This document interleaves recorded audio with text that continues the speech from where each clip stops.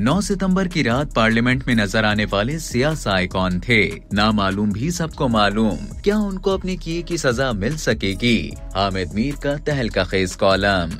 आपको याद होगा कि 9 और 10 सितंबर की रात पार्लियामेंट हाउस के अंदर से तहरीक इंसाफ के अरकान कौमी असेंबली को गिरफ्तार कर लिया गया था। ये पाकिस्तान की सियासी तारीख का एक गैर मामूली वाकया था, जिसकी न सिर्फ पीटीआई बल्कि दीगर जमातों ने भी मजम्मत की। स्पीकर कौमी असेंबली सरदार अयाज सादिक ने पार्लियामेंट में सिक्योरिटी की नाकामी पर सार्जेंट एट आर्म्स कौमी असेंबली को 4 माह के लिए मुअत्तल भी कर दिया। लेकिन 9 सितंबर वाकये के असल जिम्मेदारान कौन थे? सीनियर सहाफी हामिद मीर ने अपने ताज़ा कॉलम में इसकी निशानदेही की है। हामिद मीर अपने ताज़ा कॉलम में लिखते हैं कि पीटीआई के एक नौजवान एमएनए साहब बताने लगे कि जब 9 सितंबर की शाम मुझे पता चला कि पुलिस ने पार्लियामेंट हाउस के गेट पर नाका लगाया है और हमें गिरफ्तार करने का फैसला हो चुका है, तो मैं टहलता हुआ गेट की तरफ चला गया। पता चला कि कुछ देर कबल शेर अफजल मरवत को गिरफ्तार किया जा चुका है। किसी ने पुलिस वालों को मेरे बारे में बताया कि ये भी तहरीक इंसाफ का एमएनए है, लेकिन पुलिस वालों ने मुझे नजरअंदाज कर दिया। एमएनए साहब बहुत हैरान हुए कि उन्हें गिरफ्तार क्यों नहीं किया जा रहा। उन्होंने एक पुलिस एहलकार से पूछा कि आप मुझे क्यों नहीं पकड़ते? पुलिस एहलकार ने बड़ी शान बेनियाजी से कहा कि तुम तो शक्ल से ही एमएनए नहीं लगते, क्योंकि एमएनए जीन्स और टी शर्ट पहनकर इजलास में नहीं आते। ये सुनकर एमएनए साहब मुस्कुराए और खिरामा खिरामा चलते पार्लियामेंट हाउस के गेट से बाहर आ गए। पार्लियामेंट लॉजेस में अपने अपार्टमेंट में पहुंचकर उन्होंने वजीर आला खैबर पख्तूनख्वा अली अमीन गंडापुर से राब्ता करने की कोशिश की, ताकि तहरीक इंसाफ के गिरफ्तार अरकान कौमी असेंबली की रिहाई के लिए कोई हिकमत अमली बनाई जाए, लेकिन उनका राब्ता न हो सका। दोस्तों, कुछ देर बाद उन्हें पार्लियामेंट हाउस के अंदर से एक साथी एमएनए ने फोन पर इत्तला दी कि वो इमारत के अंदर ही मौजूद हैं और कुछ नकाब पोश इमारत के अंदर दाखिल हो चुके हैं। पार्लियामेंट लॉजेस में मौजूद कई एमएनए अपने अपार्टमेंट्स की बालकनियों में आ गए और मोबाइल फोन के कैमरे से फिल्में बनाने की कोशिश करने लगे, लेकिन नकाब पोशों को पार्लियामेंट हाउस के अमले की तरफ से मुकम्मल ताउन फराहम किया जा रहा था। इस ताउन के नतीजे में अचानक पार्लियामेंट हाउस की इमारत अंधेरे में डूब गई और फिर जो भी हुआ अंधेरे में हुआ और कैमरों की आंखें इंसानी जिस्मों के बजाय कुछ सियासाई ही देख पाई। हामिद मीर लिखते हैं कि इन सियासाइयों ने 9 और 10 सितंबर की रात एक नई तारीख रकम कर दी।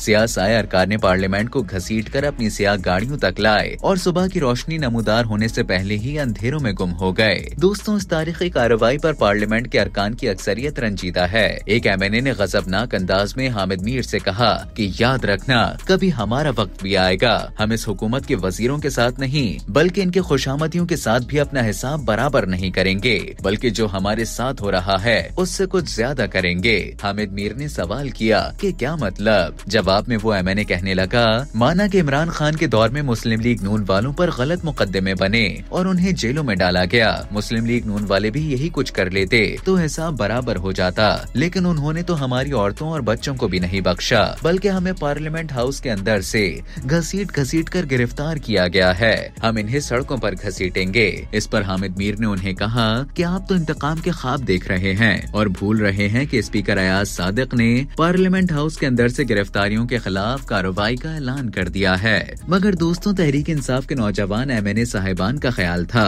कि ये गिरफ्तारियां पुलिस ने नहीं बल्कि नामालूम अफराद ने की हैं, जो सबको मालूम है।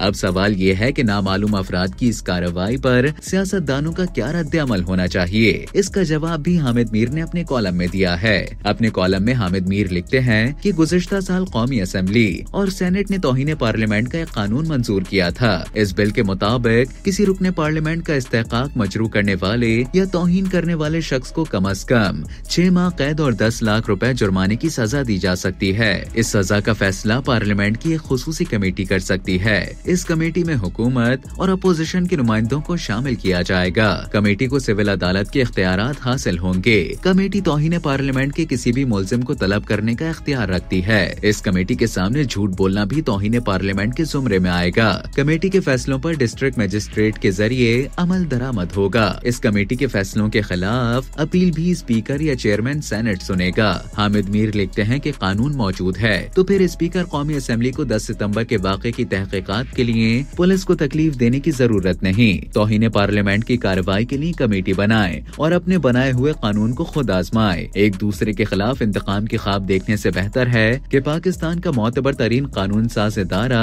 अपने बनाए हुए कानून पर अमल दरामद करे।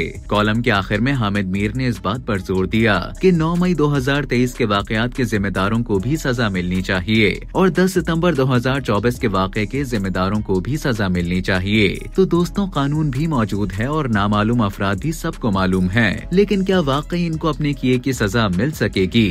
कमेंट सेक्शन में अपनी राय से जरूर आगाह कीजिएगा।